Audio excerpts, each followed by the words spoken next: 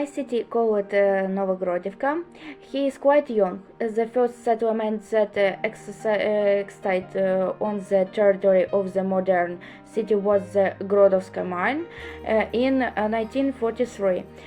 It was founded in 1939 as a mining village Novogrodovka in connection with the start of construction of the Novogrodovska 1 mine, having reserved the status of an urban type settlement on October 47, 1938.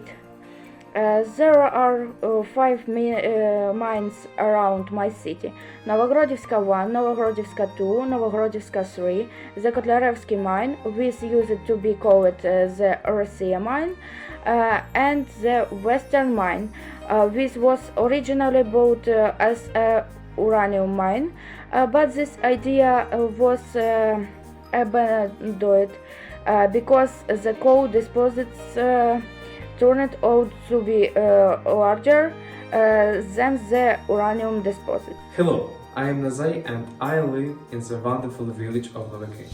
My village is small, but with its own history on the pages of which there are many events and great people such as the priest Kamil Volomarsky, who revived Christianity in Vilnius. The oldest building in the village is the Church of St. Dimitri of Thessaloniki, built in 1910. The church was Orthodox, but with the policy of Polonization, it was transformed into a Catholic church.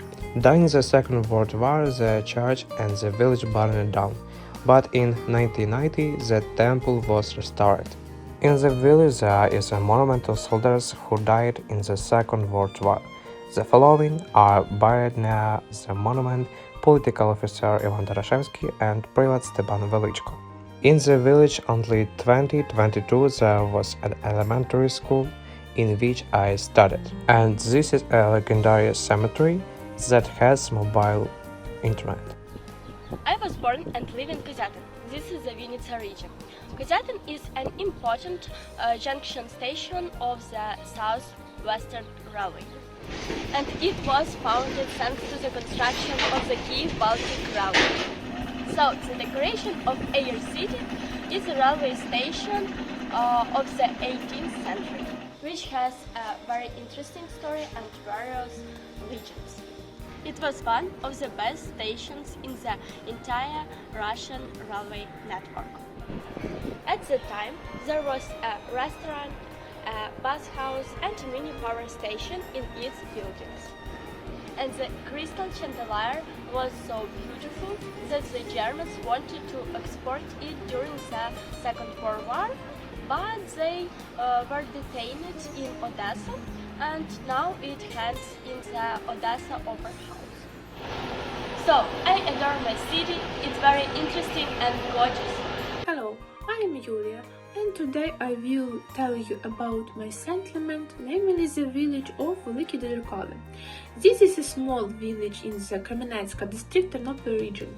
I will tell you a little about his story.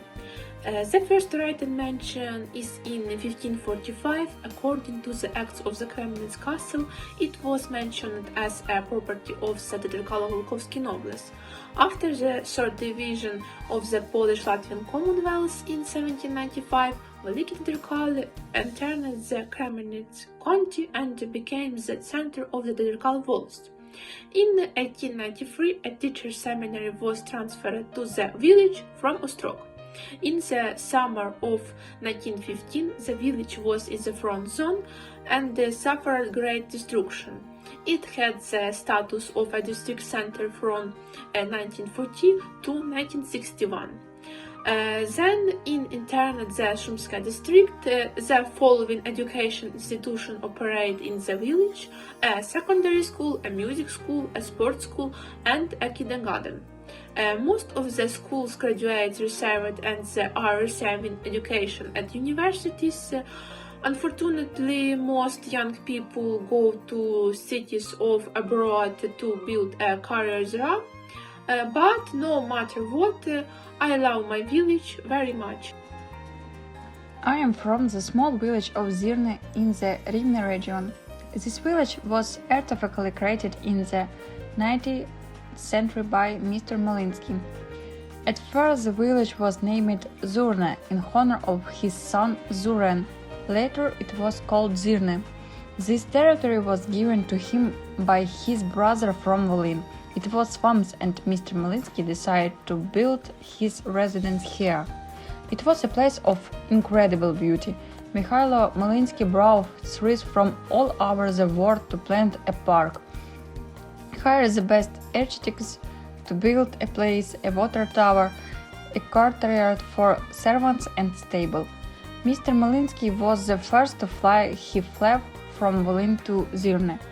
After the Second World War, many monuments were destroyed, but history will never be destroyed.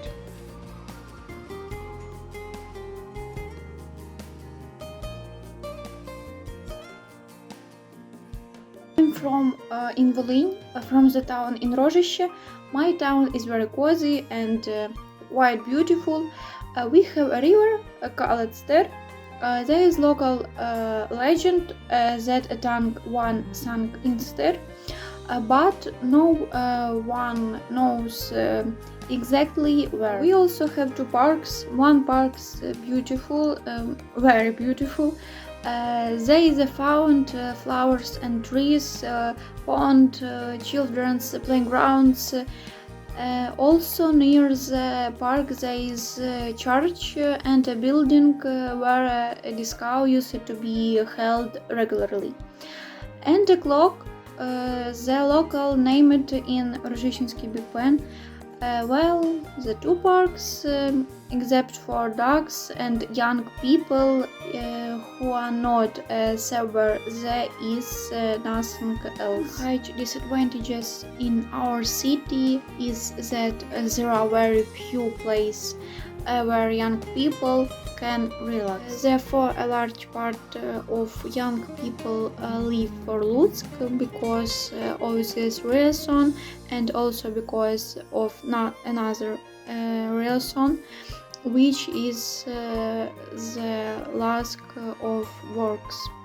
But in general, if you close your eyes to the shortcomings, we are very comfortable. The village has a long history. At first it belonged to the Prince of Rostov, the Yablonovsky, Kamenetsky and Malakhnovsky. The first mentions of the village was when it was burned by the Tatars. Alina Sidorov Bartashuk, the pride of our village, she is wanted of the war. Our village is very picturesque by.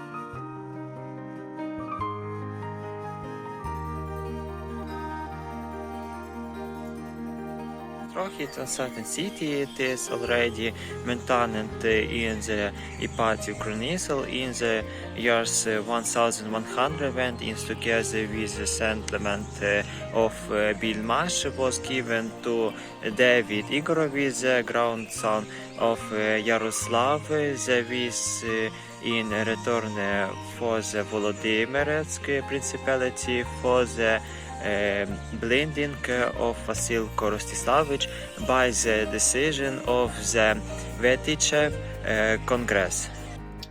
On November 14, 1783, the Polish king Stanislaw August Poniatowski presented the former minister of the Polish royal court, the nobleman Leonard Warsaw, with the settlements of Small and Big Ostolci. It was here that the large settlement of Kostopil was founded. In just a few years, the ruins were built in Kostopil and the fair was opened. The development of the town began in 1883. After the Rivne-Sani-Luninets railway line was laid sloughed in and a railway station was built. Since then, the industrial production and trade has arrived. As opposition to the Polish authorities, members of the OUN Persvita and the Communist Party of Western Ukraine are intensifying their work in Kostopil. On September 17, 1939, the Soviet army crossed the Polish-Soviet border. On September 19, the troops entered Kostopil. Operation Groundless Arrest deportations began. During the Second World War, the famous Soviet intelligence officer Maya Mikota from Kostopil worked in the Rivne region. Kostopil region was the center of the rebel movement. Today, Kostopil is one of the significant cultural, educational and industrial centers of the Rivne region. Hello, it's Vova and Stefan, and we speak a little bit about Demidivka. Demidivka is a urban type settlement in Rivne region in Ukraine. That's also an administrative center of Demidivka region. It is worth saying, but in the past it's been a Jewish town, and during the German occupation we have a railway which was bought here, that was blown up by communists. There is also a place where Yevs were shot, a place where Yevs are killed, and that place have 100 square meters. Yes, and also we have 2,496 inhabitants in my village. That's all.